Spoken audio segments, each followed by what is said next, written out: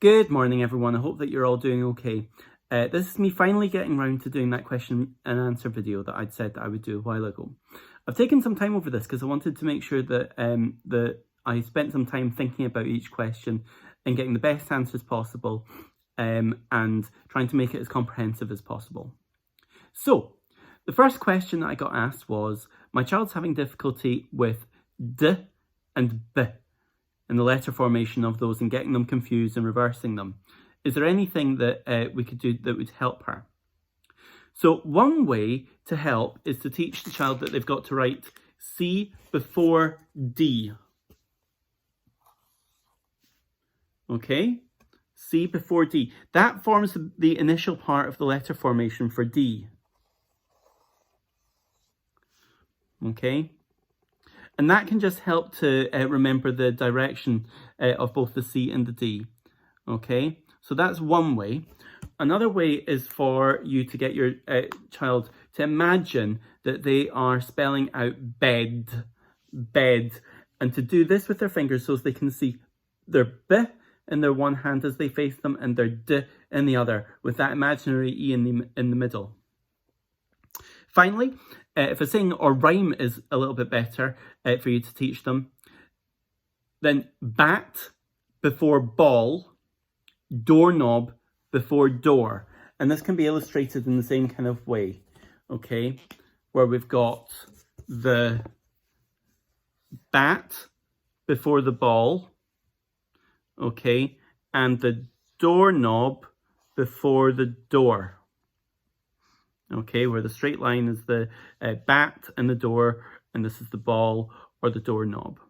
Okay, those are some suggestions that I found, which I thought would be useful suggestions for anybody who is getting those kind of things reversed. Second question that I had was, my child seems to be okay with pence and pounds, but struggling to make change when amounts are over £1. I'm going to be really honest here. I've had a couple of questions about money, particularly relating to the decimal point, and you know, it's tricky. It's tricky for us as teachers, trying to teach it in a way which is going to help the child to confidently apply those skills, and it takes ongoing teaching and revision. It's actually the first time that children really come into contact with that decimal point. And it is an opportunity for us to teach it in context and to have a good look at it, because they're going to be experiencing the full pounds and the pence, and there's a really good opportunity to investigate that using solid objects, using pounds and pence. What's most important is that the child learns that on the left-hand side of the decimal place is the full amount of money. Okay, that's the full pounds is what I mean by that. Okay, and on the right hand side are the parts of a pound. Okay, now a really good way of beginning to think about this is by looking at a pound coin and getting a 100 one pences or 10 10 pences. Okay, and if you can't stretch to that, then MathSpot is a website that you can access that's got where you can find manipulatives, and it's got British pounds and pence, so you could easily look at the comparisons between those. What I would then suggest as well is that as you are looking at solving problems that require you to remove pounds and take away pounds and pence, and subtractions or additions or finding change, use that MathSpot or the solid objects to do that. Okay, when we are teaching money or any kind of number, for particularly primary 1 to primary 4, we're using solid objects most of the time in order to support that. Okay, so question 3, and I'm not sure that fully answers the question, but I think that the other thing to do is to really listen to and watch what your teacher is providing, because their content is excellent, and if they're asking you to do anything around pounds and pence, then they're likely to be providing some pointers here and there. Question 3, I'm finding it really difficult to get my child to write anything. Is there anything that I can do to help? Do you know what? I hear you here. It is really tricky. And we're all finding it tricky to get our kids to write as parents. And often, sometimes in class, we find it tricky to get kids to write. So you're not alone. We also find, writing is a skill that requires you to have multiple other skills already in place before you can attempt it confidently, whether it's the spelling, the letter formation, the close motor control, the organisation skills, the ability to read and therefore self-correct, the ideas and how to organise them, the ability to form a sentence. It's really, really tricky, and we use lots and lots of things to support with this, whether it's word banks and scaffolds like that, or whether it's modelling. But I guess what I really want to say is, first of all, give yourselves a break. Okay, this is a really tricky thing that we're asking you to do and that we're trying to facilitate from a distance. Okay, we find it tricky with years of experience of teaching. So, give yourselves a break. Don't be too hard on yourselves. Don't put too much pressure on yourself or on the kids. Having said that, I think that there are some really good tricks. Okay, first trick. Contextualize whatever they're going to be writing. Whether it's taking it from a story that you've read with them, or go on a bug hunt and then write a fact file about a bug that you find. Write about an aspect of a story. Do a wanted poster for Goldilocks after she's been into the Three Bears. Do it about something that they have an interest in. Okay, try and hook them in. Second thing, lots of praise. Okay, most children respond really, really positively to praise. Praise their handwriting. Okay, praise their word attack. Praise their ideas. Okay, praise any little bit, and praise often and regularly about real things that they're doing well. Okay, empty praise isn't helpful, but praise where it's directed at what they're doing can be really helpful and can just push them on. Next thing that I would suggest is to chunk it. Don't suggest that they're doing a whole piece of writing all at once. Do a little bit and then say, oh, how about we do a little bit more? How about we add on this? How about we add on that detail? Okay. That whole blank page can be really intimidating, and if we're asking kids just to write the next sentence, then that can feel a lot less stressful. I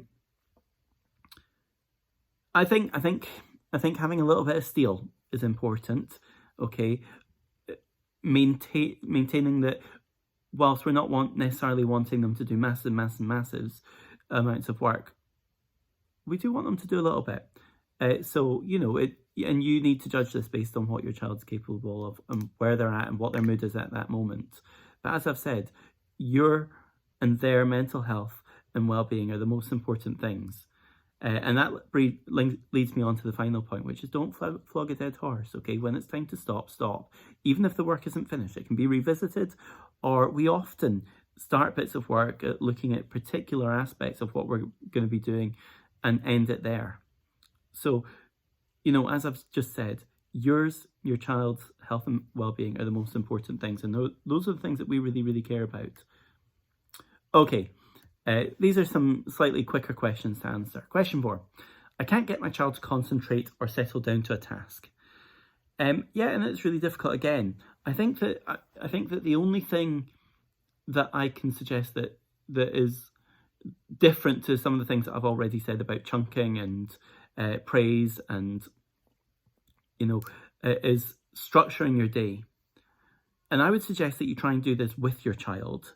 Okay, sit down with a piece of paper and think about what they're going to do when, making sure that you plan in lots of breaks and opportunities to play and time to watch a film and walk outside and all those kind of things. Okay, but try and build it into your day so you're then able to, and try and be consistent in sticking to that as best as possible. Even if when you're doing your literacy, you're just reading a page or writing a sentence or doing a couple of words or playing a quick phonics game, okay? We're not expecting this to look like a normal school day, but it can be really helpful for you if there's a structure that you're able to stick to. And when that's negotiated with your child, that's going to be the most likely way that it's going to be stick-toable. And try to incentivize bits of work and chunk it, as I've said, and try to make it as fun and connected as possible. That idea of linking it into a context, reading a story and linking your work into that somehow, or doing it as a game, I think are some of the things that really, really help in getting things started. Question 5. I'm not sure if I'm making the sounds right. How can I find out how to do them right? Well, from when we very first went off, I've been tweeting about Ruth Miskin Phonics, who is the company who wrote Read Write Inc., which is the early literacy program that we've been using at the school for 9 years. They do all the training with the City of Edinburgh and things like that still. So their videos on their sounds are really helpful for us understanding how best to say the sounds, but also for the kids, because they've got direct teaching videos that I've been suggesting people watch. And I would suggest that those people whose children are still not really, really confident with their sounds continue to watch those videos, particularly the Set 1 Sounds videos. I'm going to be tweeting out some additional work for children who are still at a very early level in their phonic understanding, things that will more broadly support it and support their phonological awareness and understanding of sounds. Now, the next question, so Ruth Miskin Phonics on YouTube is where to go, and they're great. Next question, I'm worried that maths is taught differently than when I was at school. What's changed? So I would really, really, really point you towards your each individual class Twitter pages for this, because the teachers are producing exceptional learning and teaching through Twitter, and they will be teaching to a specific strategy. Not a lot has changed in the actual maths, but when I was at school, I was taught in a more rote fashion, repeating times tables and things like that. And whilst we still understand that it's important to have that kind of quick recall, we're far more interested in teaching the strategy. And your class teacher will have an idea of what strategy it is that they're wanting the child to use at any given moment. What I would suggest and point you towards is that MathSpot that I talked about, because if you don't have lots of counters at home or anything like that, but do have the tech to go online and use either a mouse or your finger to move things around, and it can be a phone or anything, then that's really, really useful, because that direct touch and move helps the children to understand the connection between the solid object and the amount and the maths that they're doing. Okay, so what can I do if my child can't or won't do the activity set? And I think that this is an important thing, because quite often the teachers are sending out differentiated learning, and if your child can access that learning, then absolutely it's important to do so. But we have got from nursery up to primary 7 putting out really high quality learning. And if you feel that your child's developmental stage would be better suited to a different set of learning opportunities, then pick and choose to an extent, okay? Nobody's going to complain if your child's in primary 3 and they've decided that Miss Hope sent out a really good activity that you know would really support your child. That makes absolute sense, okay? Equally, if you're feeling that that you want your child to do something even more challenging, you think that that's going to grip them in, and or that it's a text that you've been reading at home, a story that you've been reading at home that primary 6 is doing and you're in primary 5, then have a go at it and tweet it to Mr. Chalmers and to Miss Aslam, and they'd be delighted to see it.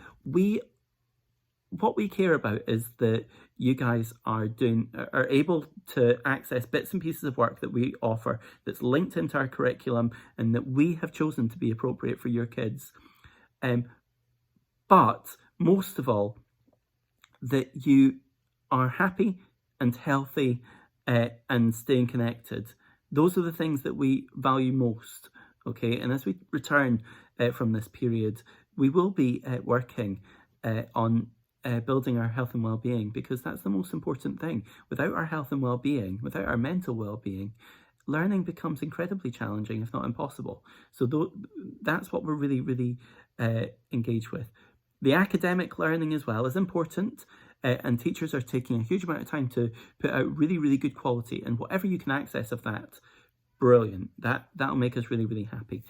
And if your child's got an idea, run with that. If you can hook that into what the teacher's suggesting as well, even better. We are delighted when we see any piece of work, whether it's been the piece of work that was set that day or something that's come from an activity that you've done, or an idea that your child has had, something that's sparked. That's fantastic. Finally, is there anything else I should be doing? We know how much you're doing already. And we are so proud of our Brunston community who are learning at home. We're proud of each other for the great offering that we're doing as well. But what I would say is, if you can, read as many stories as possible. Take it in turns reading, or read to one another, or read to your child as much as possible. Go on nice walks, close to your house. Notice things on the walks. Discuss things. If your child's feeling anxious, talk to them about it. If your child's missing their friends, talk to them about it. If your child's missing their teacher, talk to them about it. We're missing them hugely. So yeah, that's all I would say. Just play games, do things together. I realise that a lot of you are trying to work from home or juggle several different children and childcare, and sometimes doing so on your own, and it's really challenging, and we as teachers are finding all of those same challenges as you guys, but this is a time that's probably never going to be repeated in our lifetimes again, and an incredible opportunity for us to spend time with each other and with our children, and to take life at a slower pace and make the most of it. Notice things. Read with each other. Love each other. I hope that these questions and answers have proved useful in some way, shape or form.